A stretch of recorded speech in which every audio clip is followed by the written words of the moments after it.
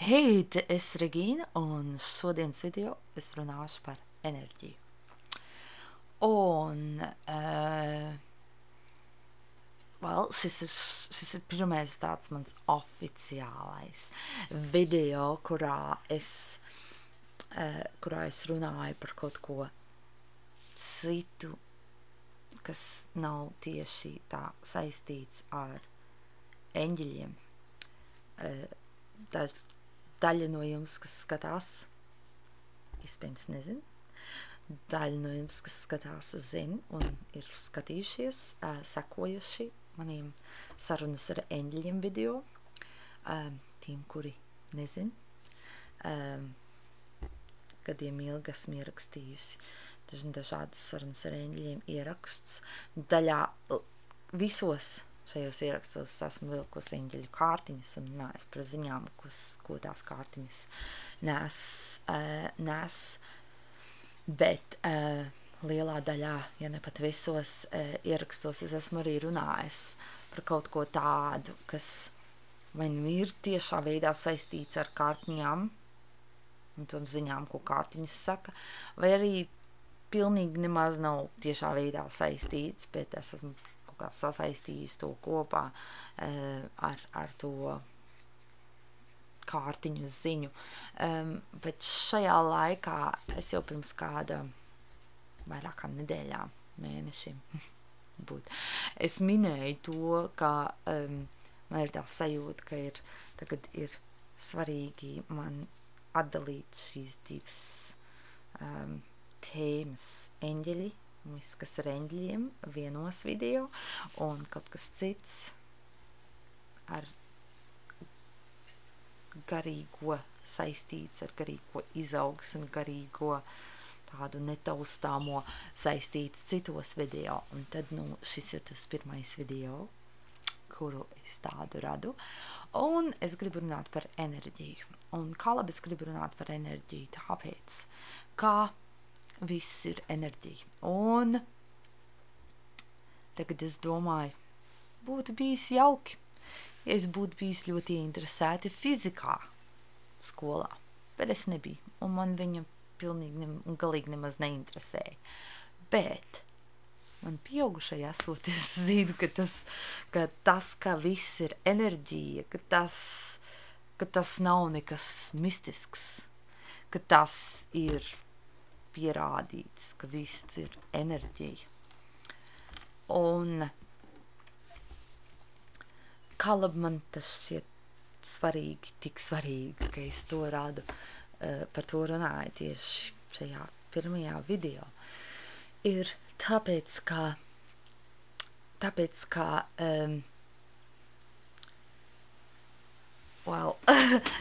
ka enerģija ir pamatā visam, lai mēs saprastu vispār, visu, kas ir saistīts, ir īpaši nefiziskais, lai mēs varētu labāk saprast to visu, kas ir tas nefiziskais un ar nefizisko saistīts. Ir svarīgi saprast un atcerēties un zināt, ka viss ir enerģija. Un katrai situācijai, katrai emocijai, katrai nefiziskai, garīgai būtnei, arī katrai fiziskai būtnei ir cita enerģija. Un, ja mēs runājam par kaut ko vienu, mēs runājam par nefizisko, piemēram, par dažādiem garīgajām būtnēm,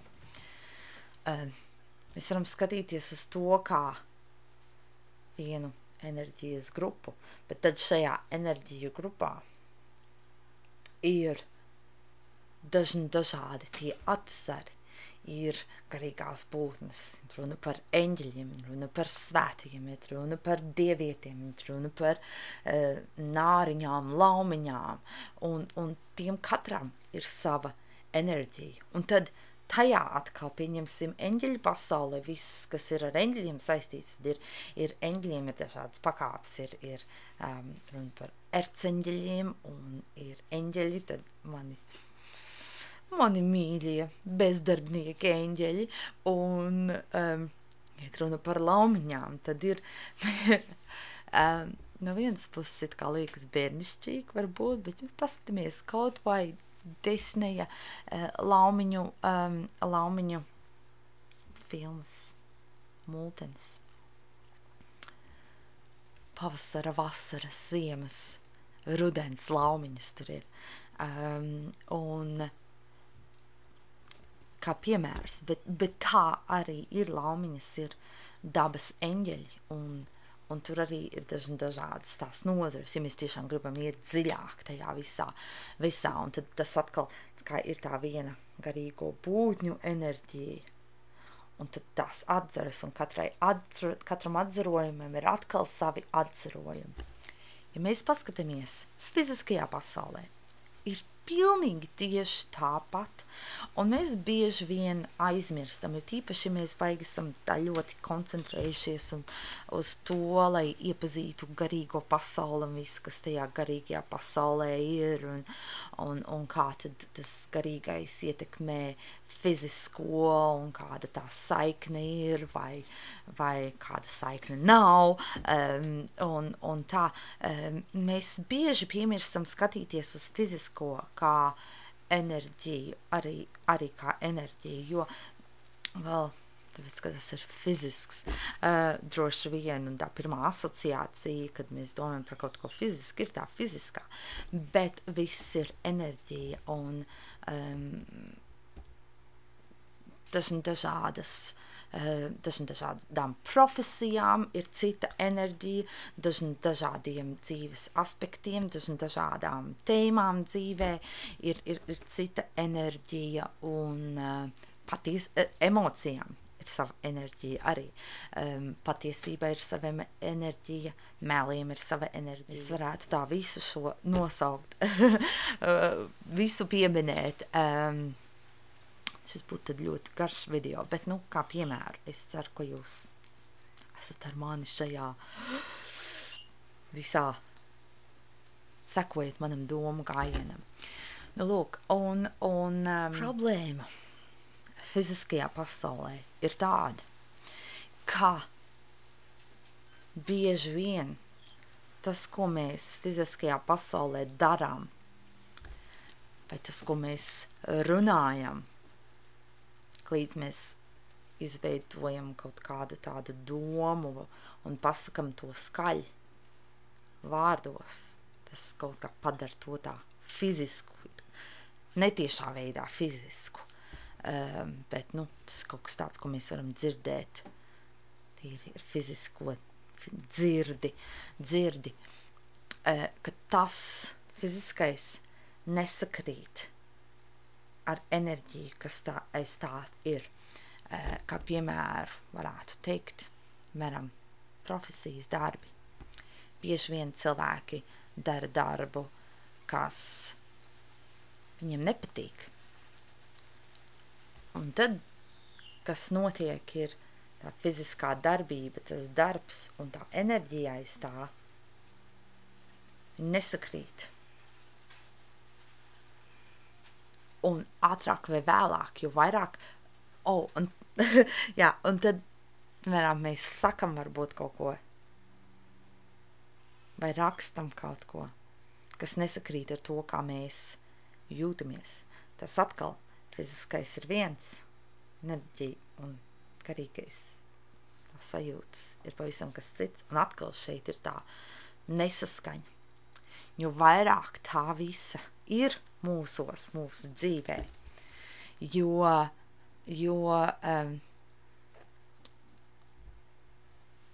mūsos vairāk ir tā sajūta, tāda it kā nemiera sajūta, stresa sajūta, tā sajūta, ka kaut kas nav kārtībā. Bieži vien mēs cilvēki, kad es saku, mēs domāju cilvēki, mēs to īsti pat nezinām vai nesaprotam, kas notiek, kāpēc mūsos ir tā sajūta, kad kaut kā pietrūkst vai kaut kas nav īsti. Ja mēs darām to, kas mums patīk darīt, kas liek mūsu sirdī dziedāt, kā es bieži saku, tad mūsu enerģija un tam garīgiem emocijām. Un fiziskajam, ko mēs darām, tās sakrīt, un tas dod tādu piepildījumu sajūtu, un tas dod enerģiju. Tas, ko mēs sakam, sakrīt ar to, ko mēs domājam un mēs jūtam. Atkal, viss sakrīt, un tas dod enerģiju. Un jau vairākos dzīves aspektos mēs piedzīvojam to, ka tās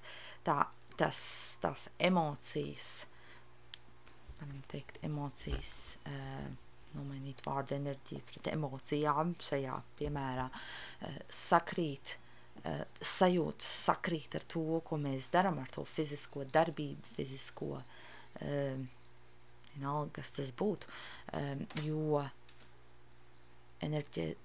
enerģizētāki mēs jūtamies, jo vairāk mums ir enerģijas, jo vairāk mūsos ir dzīves prieks, jo vairāk mūsos ir tā piepildījuma sajūta un viss, kas nāk ar to. Jo sliktāk mēs jūtamies, jo lielāks būtu ieteikums paskatīties, kur tad tas, ko mēs daram, nesakrīt ar to, kā mēs jūtamies. Šeit ir viens tāds interesants piemērs, ko es nu pat nesen stāstīju savā runas nodarbībā par to, par meliem. Un man kaut kā visu mūžu tas ir tā bijis vienkārši, ka es zinu, kad tas, ko cilvēks saka, nesakrīt ar to, kas ir patiesībā. Citiem vārdiem melo. Tas nebūtu vienmēr nozīmē, ka es zinu, kas tieši ir tā patiesība, bet es zinu vienmēr, kad man tiek melots.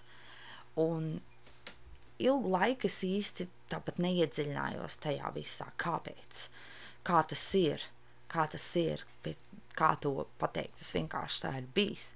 Bet jo vairāk es tā pievērstu uzmanību un iedziļinājos, tas saistīts viss ar enerģiju, jo vairāk mēs saprotam to enerģiju, izjūtam, jo vairāk mēs pievēršam tam uzmanību. Un šeit ir tas, ka, ja mēs praktizējam vairāk, vienalga, ko mēs praktizējam, to, jo vairāk mēs to darām, jo labāk mēs tajā kļūstam. Vai nu tā ir mūzika, vai mēs mācāmies spēlēt kādu mūzikas instrumentu, vai mēs dziedam, vai mēs radam mākslu, vai mēs labojam mašīnas, vai mēs darbojamies ar cipariem un esam, grāmatveži, vai mēs esam reklāmas aģenti, vienalga, kas tas būtu. Jo vairāk mēs kaut ko daram, jo vairāk mēs praktizējam, jo vairāk mēs esam koncentrējušies uz to, jo vairāk mēs tajā enerģijā esam iekšā, mūsu enerģija tiek papildināta ar visu, kas ir tieši ar to tēmu saistīts, un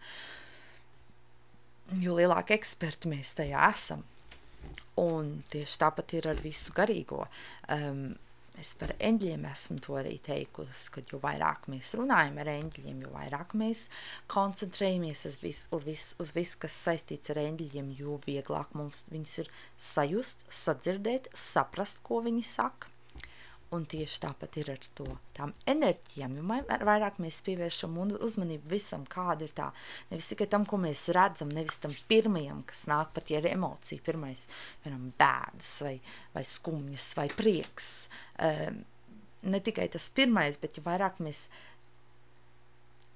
koncentrējamies arī uz to, kas aiz tā visa ir, jo vienkāršāk mums ir to saprast un sajust.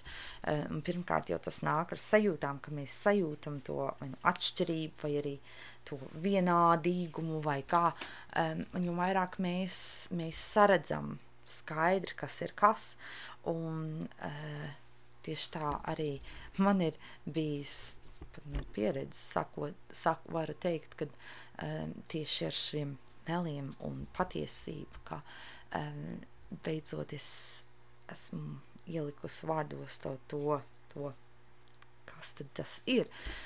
Tā ir tā sajušana. Ja tas, ko cilvēks saka, ir tas, ko es minēju sākumā, ja tas, ko cilvēks saka, ir meli, meliem ir cita enerģija. nekā patiesībai.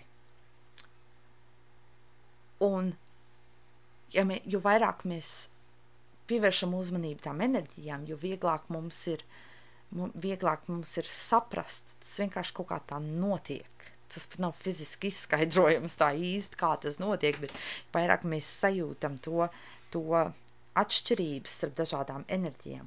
Un ja kāds saka melus, tad es personīgi jūtu, es sajūtu to enerģiju, kas nāk ar meliem, jo tik līdz mēs izsakām melus, tie nāk ar enerģiju. Un es sajūtu to enerģiju, kas ir patiesība. Un es uzreiz jūtu, ka viņi abi nesakrīt. Un tas notiek automātiski, un es esmu 100% pārliecināta, ka es tāda neesmu vienīgā, kas sajūt to atšķirību. Es pieņemu, ka jums katram ir vai nu ikdienā visu laiku tā bijis un ir, vai ir bijuši atsevišķi konkrēti brīži un situācijas, ka jūs to esat sajutuši. Un, kā es teicu, es nevienmēr vai pašā sākumā, ka es to tā aptvēru, ka tā ir, es nebūtu varējis tieši paskaidrot tā, kā es to tagad paskaidroju par to, ka nesakrītās enerģijas, bet pie tāda secinājuma es esmu nonākusi, ka tā enerģijas ir tās, kas nesakrīt. Un tīpaši, ja mēs esam piedzimuši ar tādi ekstra jūtīgi, jūtīgi uz to nefizisko un praktizējam to vairāk, tad mēs varam sajust. Un to var arī uztrenēt, kā jau visu. To var praktizēt un mācīties lielākā vai mazākā mērā. Atkarīgs no tā, cik daudz mēs ieguldam laiku un enerģiju tajā mācīšanās procesā. Bet jā, tas ir tas, kad tā nesakrišana, kad nesakrīt kaut kas. Tieši tāpat arī ir jebkurās situācijās. Pieņemsim, es te kādreiz domāju, kā ir tad, kad, piemēram, cilvēki nāk uz konsultācijām vai ir nākuši uz konsultācijām. Šajās dienās es lielākoties pievēršos šiem video un darbojos pie nodarbību radīšanas tā, lai skaidrot, pastāstīt visu tā, lai palīdzētu cilvēkiem saprast, kas un kā, un lai viņi varētu paši izmantot to savā dzīvē, tā nevis tikai darīt, kā ir uz konsultācijām. Cilvēks nāk uz konsultācijām, piemēram, pie manis, kā tas ir bijis, tad viņam parasti nav kaut kādas skaidrības dzīvē par kaut kādu situāciju, un viņi vēlas rast skaidrību. Un tad mans uzdevums kā cilvēkam, pie kura nāk uz konsultāciju, kā ir, vai mans darbs ir tas palīdzēt cilvēkam rast skaidrību, un kādā skaidrības rašana notiek tieši tā, caur enerģiju, jo tas ir tas, ko es daru.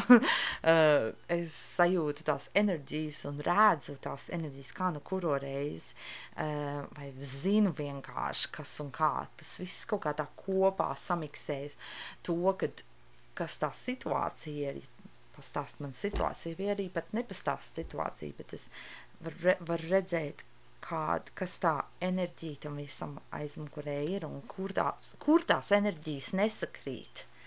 Kur viņas nesakrīt un kam jānotiek, lai viņas sakrist un lai tā situācija risinātos. Un, jā, enerģiju ar šo visu es gribu teikt un parādīt, un vērst jūs uzmanību uz to. Un es pieņemu, ka jūs jau to arī esat zinājuši kaut kādā veidā, vai uz kaut kādā līmenī, kaut kādā, cerams, ka kaut ko jaunu esat arī uzzinājuši šodien, vai arī tas ir vienkārši raisījis jūsos kaut kādas domas, tādas dziļākas par šo visu enerģijas jautājumu, tēmu, bet tā ir, jebkurās situācijās, īpaši tajās problēmas situācijās, mēs,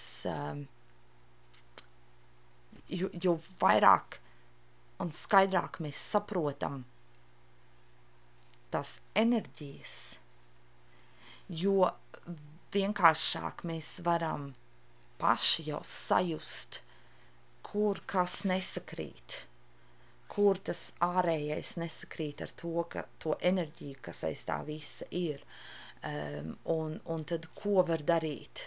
Tas pirmais solis ir saredzēt, saprast, kas kur nesakrīt, un nākošais solis ir, ko tad var darīt, kādu enerģiju tad tur vajag, ko vajag tajā, lai situācijā ienest, lai sakristu, jo tikai tad, kad viņi sakrīt, tad tā situācija sāk risināties uz pozitīvo pusi.